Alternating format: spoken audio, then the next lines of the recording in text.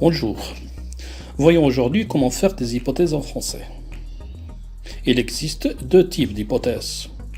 Des hypothèses réelles, avec si plus présent et présent impératif, et du futur. Ce sont des hypothèses possibles. Exemple, si j'ai le temps, je passe te voir. Si tu peux, viens me voir. S'il fait beau, j'irai à la plage. Il existe également des hypothèses irréelles. Si plus imparfait, conditionnel présent. Ou si plus que parfait, conditionnel passé. Ces hypothèses sont impossibles. Exemple, si j'étais un animal, je serais un chat. Si j'avais pu, je serais venu. Voyons cette phrase. Si je peux, je viendrai. Si je pouvais, je viendrais.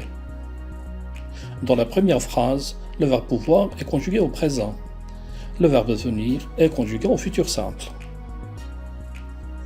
Cela signifie qu'il y a plus ou moins 50% de chances que je vienne. Dans la deuxième phrase, le verbe pouvoir est conjugué à l'imparfait. Le verbe venir est conjugué au conditionnel présent.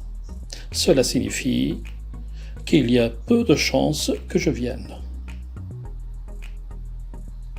Autrement dit, la première phrase est possible. La deuxième phrase est peu probable, voire impossible. Prenons un autre exemple. Si j'avais pu, je serais venu. Le verbe pouvoir est conjugué au plus que parfait.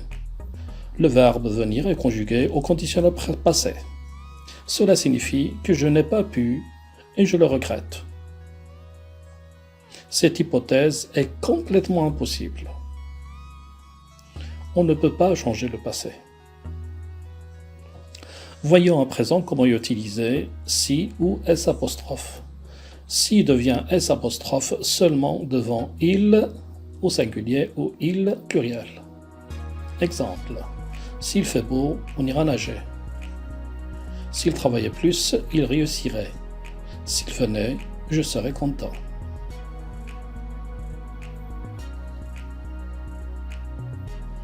Mais attention, si elle travaillait plus, elle réussirait. Si on veut, on peut.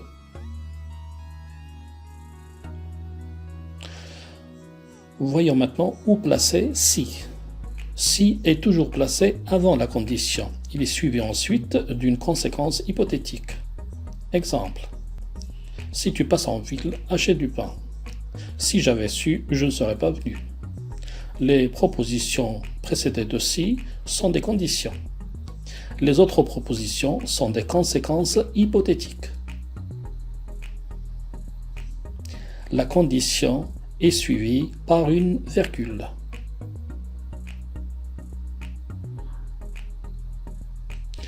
On peut cependant placer la conséquence avant la condition. Exemple, achète du pain si tu passes en ville. Je ne serais pas venu si j'avais su. Dans ces exemples, les conséquences sont placées avant les conditions, comme vous voyez sur le tableau noir. Il n'y a pas de virgule. Attention aux hypothèses irréelles. On ne doit pas conjuguer le verbe au conditionnel après si. Si je savais, je répondrais. Je répondrais si je savais. Le conditionnel n'est jamais précédé d'un si.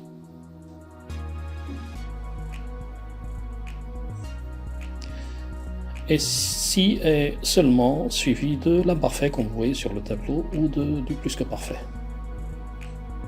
Il est cependant possible de faire des hypothèses sans si, mais seulement avec des hypothèses irréelles. Comme dans le cas du conditionnel présent ou passé, le conditionnel présent ou passé. Sans utiliser si, le conditionnel exprime une hypothèse irréelle. Exemple, je serai millionnaire, je ne travaillerai pas. Je te serais levé plus tôt, tu n'aurais pas manqué ton bus.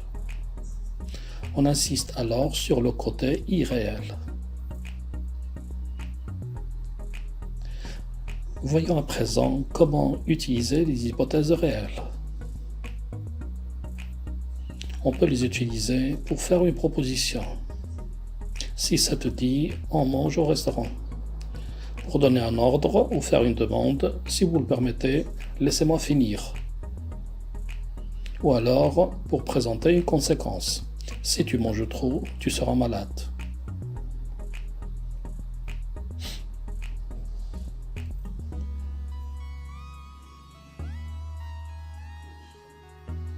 On peut utiliser les hypothèses irréelles pour présenter un rêve.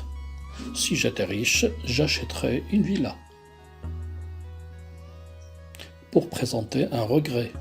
S'il n'avait pas plu, on aurait pu jouer au tennis. Il n'aurait pas plu, on aurait pu jouer au tennis. Ou encore, pour faire un reproche. Si tu avais étudié, tu aurais réussi à l'examen. Alors finalement, faire des hypothèses en français n'est pas si difficile.